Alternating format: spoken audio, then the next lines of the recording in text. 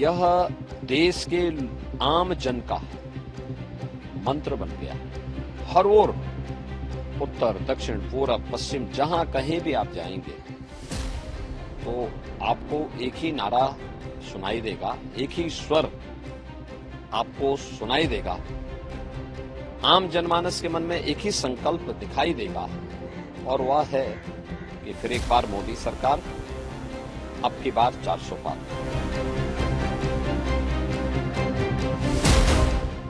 देखिए, भारतीय जनता पार्टी ने और एनडीए ने लोकसभा चुनाव प्रारंभ होते ही मोदी जी के नेतृत्व में भारतीय जनता पार्टी 370 और एनडीए 400 पार के लक्ष्य को प्राप्त करेगा, ये देश को एक स्लोगन दिया। यह देश के आम जन का मंत्र बन गया। हर ओर, उत्तर, दक्षिण, पूरब, पश्चिम, जहां कहीं भी आप जाएंगे तो आपको एक ही नारा सुनाई देगा, एक ही स्वर आपको सुनाई देगा। आम जनमानस के मन में एक ही संकल्प दिखाई देगा और वह है कि फिर एक बार मोदी सरकार, अब की बार 400 पार। ये केवल अचानक नहीं है। 10 वर्ष के अंदर मोदी जी के नेतृत्व में देश के अंदर जो परिवर्तन हुआ है हर एक क्षेत्र में, चाहे दुनिया के अंदर भारत के सम्मान की बात हो, भारत की सुरक्षा को सुदृढ़ करने का कार्य हो, भारत के अंदर विकास के नए नए प्रतिमान स्थापित करने का हो, हाईवे, रेलवे,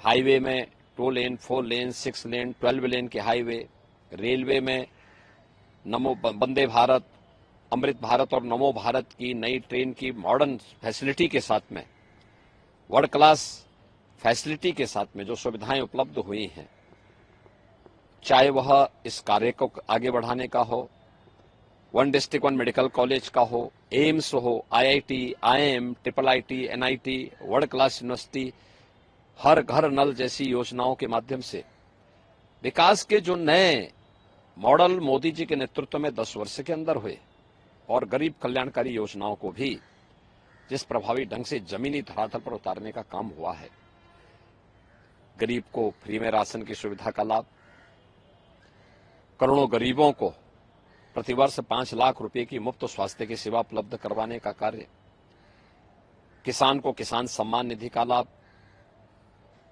हर घर में शौचालय के निर्माण का कार्य, स्वस्थ ईंधन के लिए एलपीजी के कनेक्शन 10 करोड़ से अधिक लोगों के घरों तक पहुंचाने का कार्य, भ्रष्टाचार मुक्त व्यवस्था के लिए डीबीटी और टेक्नोलॉजी का उपयोग करके आम जन तक शासन की योजना का सीधे पहुंचो, इसको पहुंचाने का जो काम हुआ, विरासत भी और विकास भी, सुरक्षा भी और सम्मान भी, और सरकार की संवेदना गरीब कल्याणकारी योजनाओं के माध्यम से देखी जा सकती है, तो स्वाभाविक रूप से ये आवाज जनता की ओर से निकली और जनता ने ही इसको एक मंत्र बना करके आज आत्मसात किया है। और इसलिए हम कह सकते हैं कि 4 जून को जब परिणाम आएगा, भारतीय जनता पार्टी एनडीए 400 पार के लक्ष्य को प्राप्त करेगा। सर, आजकल राहुल गांधी जब अपनी जनसभाओं में ज्यादातर एक हाथ में अंबेडकर की फोटो और दूसरे हाथ में संविधान की प्रति लेके चल रहे हैं, तो दूसरी तरफ अखिलेश यादव कह रहे हैं कि 4 जून को खुशियां आएंगी। सर, आपकी तरफ से भी कहा गया है कि जो राम भक्त होगा वही सिंहासन पर राज करेगा। आप किस तरीके से देखते हैं विपक्ष के इसको, कॉन्फिडेंस है या ओवर कॉन्फिडेंस है? देखिए, संविधान का सबसे ज्यादा माखौल कांग्रेस पार्टी ने और उसके इंडी गठबंधन से जुड़े हुए लोगों ने उड़ाया है और आज भी उड़ा रहे हैं।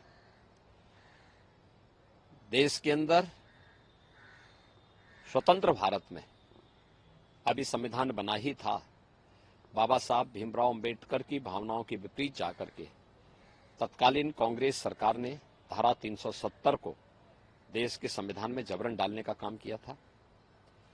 देश के अंदर संविधान में जितने संशोधन किए,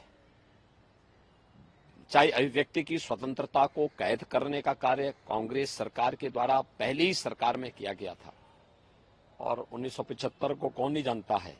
संविधान का गला घोंटने का काम इमरजेंसी के माध्यम से कांग्रेस ने ही किया। अन्य अवसरों पर भी कांग्रेस ने कार्य किए। बाबा साहब भीमराव अंबेडकर बार बार इस बात को कहते थे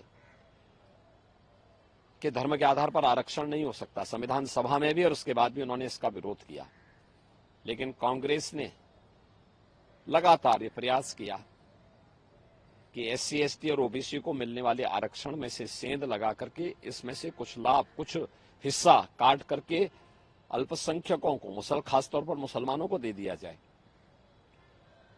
यूपीए गवर्नमेंट के समय तत्कालीन प्रधानमंत्री डॉक्टर मनमोहन सिंह का एक बयान जग जाहिर है, जिसमें उन्होंने कहा था कि देश के संसाधनों पर पहला अधिकार मुसलमानों का है। यूपीए सरकार के समय जस्टिस रंगनाथ मिश्रा कमेटी और justice Rajendra Sachar committee SC ST और ओबीसी के आरक्षण में सेंध लगाने की कुत्सित मंशा के साथ लाई गई थी। कांग्रेस की आंध्र प्रदेश की सरकार ने और कांग्रेस नेतृत्व की कर्नाटक की सरकार ने ओबीसी के आरक्षण को मुसलमानों को बांटने का बंदरबांट भी किया है वहां पे। तो संविधान का सर्वाधिक मखौल कांग्रेस ने और उसके इंडी गठबंधन से जुड़े हुए लोग, चाहे वह समाजवादी पार्टी हो, चाहे वह टीएमसी हो, चाहे वह आरजेडी हो, चाहे वह आम आदमी पार्टी हो, इन्हीं लोगों ने उड़ाया है। और ये लोग लगातार आज भी यही प्रयास कर रहे हैं, इनके द्वारा यही कार्य किया जा रहा है। समाजवादी पार्टी ने 2014-2012 के इलेक्शन में अपने मैनिफेस्टो में इस बात का उल्लेख किया था कि वह मुसलमानों को भी आरक्षण देगी। पीएसी में, उत्तर प्रदेश की पीएसी में 15% मुस्लिम आरक्षण की व्यवस्था घोषणा भी समाजवादी पार्टी ने की थी। समाजवादी पार्टी का जगजाहिर जो चरित्र है, जगजाहिर है। आरजेडी में लालू जी पहले ही बोल चुके हैं कि बिहार के अंदर सभी मुसलमानों को वे आरक्षण का लाभ देंगे। टीएमसी के एक फैसले को अभी कोलकाता हाईकोर्ट ने पूरी तरह पलट करके सरकार के मुंह पे तमाचा मारा है और कहा कि धर्म के आधार पर आरक्षण नहीं हो सकता। इनका कांग्रेस का मैनिफेस्टो क्या कहता है कि भारत के अंदर पर्सनल लॉ लागू करेंगे। पर्सनल लॉ लागू करने का मतलब तालिबानी शासन।